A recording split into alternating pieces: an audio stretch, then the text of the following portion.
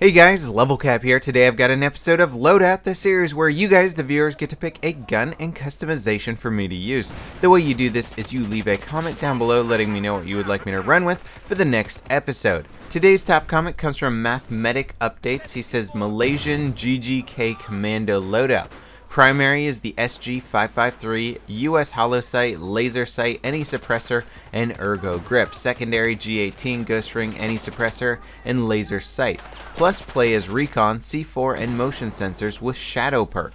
In Battlefield 4, you haven't reviewed this gun yet, and I want to know what you think about this carbine. Have fun and have a great day, LevelCap. Now, I'll tell you right off the bat, I really like the SG553 in Battlefield 4. In fact, I've played with it a lot prior to this loadout. I just haven't actually done a gun review on it yet. And I got my mastery dog tags while doing this loadout just because I already had so many kills with that. And for those of you who aren't familiar, mastery dog tags is 500 kills or more with a weapon. Now, the most interesting thing about this loadout for me was playing with the Recon class and using the Shadow Field upgrade. Normally, I like to have my extra ammo, so I usually play with the offensive upgrade and try and hit level 2 and get that extra ammo available, especially because I was just running out so much with the SG553. When you're running with the suppressor, people are far less likely to find you and kill you, and if you're good at being stealthy, you can stay alive a lot longer, but you just don't have that much ammo to work with. So I ended up just picking up guns a lot of the time and just going on kill streaks using different weapons other than the SG553. Now, the benefit of the Shadow Field upgrade is the quick unspot at level 1 that allows you to get unspotted 2 seconds faster than normal. So this is a great way to just basically stay off the radar, stay a little bit more stealthy, and since this game is so much revolving around spotting, it really does help out, especially when somebody spots you and there's 30 guys that now know where your location is. Getting off of that spot 2 seconds earlier is a huge benefit, assuming you can survive that long. Now, the reason why I don't generally prefer the Shadow perk is that it takes until rank 4 to get anything really decent with it. At rank 4, you get stealth, which is undetectable by motion sensors and tugs and stuff like that, except for when you're sprinting. This is great for really trying to stay stealth and not show up on that mini-map. Just such a useful perk to have. And you rarely ever hit rank 4. I mean, if you're playing with friends only and all the time, then sure, you'll probably hit squad rank 4 more frequently.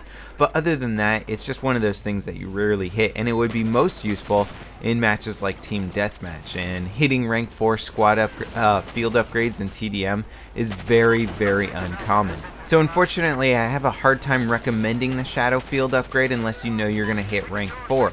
Offensive seems to be much more useful in general just because you get the sprint to begin with, and then if you hit rank 2, you get that extra ammo, which is very important.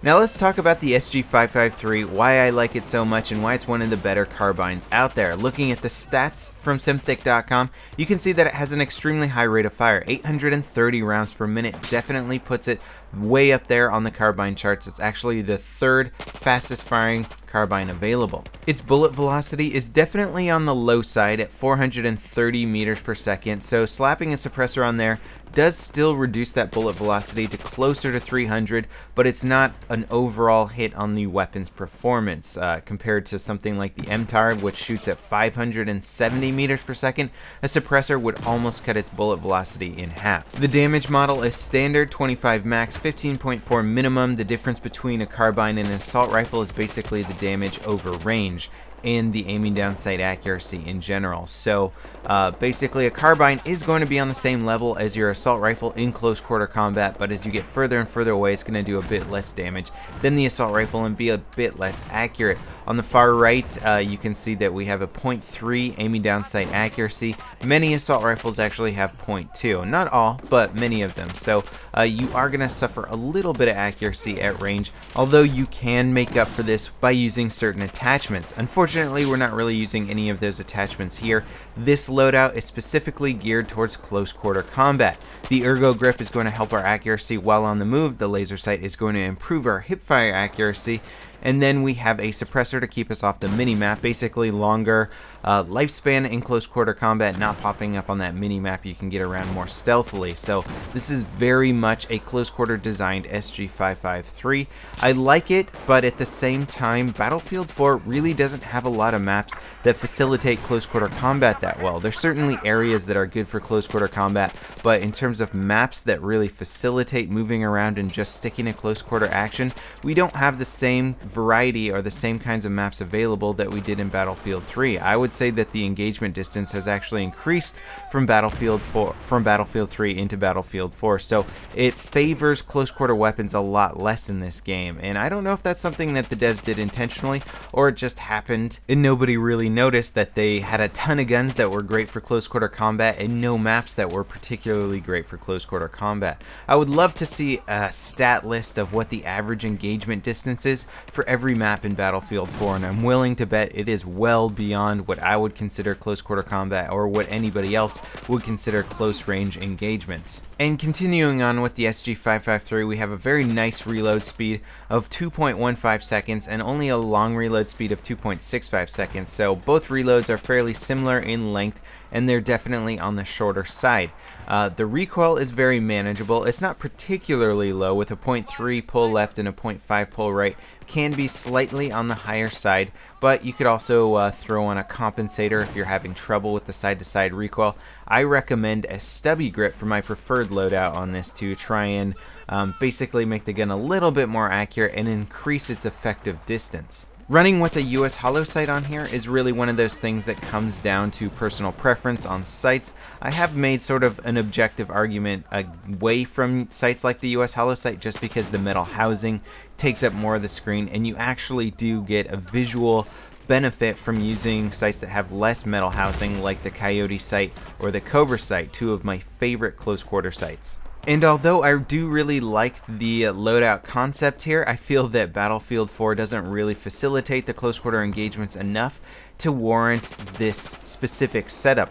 The way that I personally like to run the SG-553 is either with a flash hider or a compensator, depending on what mood I'm in, then a stubby grip, and if you have it unlocked, the tack light. The tack light is one of my favorite accessories for any gun because it allows you to blind people in close quarters, and all of a sudden you got a weapon that becomes a bit more effective in close quarters or just surprises people. You know, they come running around the corner, all of a sudden they're blinded, and it allows you to run around the map without giving away your position like the normal flashlight would. Of course, you can always turn off a flashlight and turn it back on, but I prefer the tack light, not having to think about it and just aiming down sights in close quarters and blinding my foes and taking them out. It's a really fun thing to use, and it just looks cool and tactical as you're turning your light on and off every time you ADS. Now, I always like to get into a little bit of game design discussion or think about ways to improve or make weapons a little bit more interesting, or perhaps benefit from ways that they actually benefit in real life. One cool thing about the SG-553 or 552 or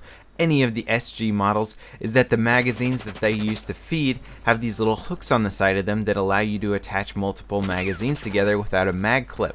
This is a very cool thing, and it allows you to have essentially two mags right next to each other, and if you need to reload quickly, you just pop one out, move it over slightly, pop it back in, and you're good to go. Having that as like an option for guns in Battlefield would be really cool, especially for guns that facilitated stuff like mag clips or mags that attach together. The G36 also has the same ability to attach mags together, so it would be really cool to do that, and if you chose that as an option to run with, you would perhaps get a reload speed increase, and that would just be something really cool to see and really cool to experience in Battlefield. It also looks really neat to have an extra mag hanging off the side of your weapon. The SG-553 also has a collapsible stock in real life. It would be neat to see the developers try and integrate some of these real-world gun mechanics and benefits into the game and see how we can try and benefit and make more customizable guns or even transformable guns mid-combat. Let me know what you guys think about that. I hope you enjoyed this episode of Loadout. Don't forget to leave your comments down below for next week's episode, and I'll see you guys next time. This is LevelCap, signing off.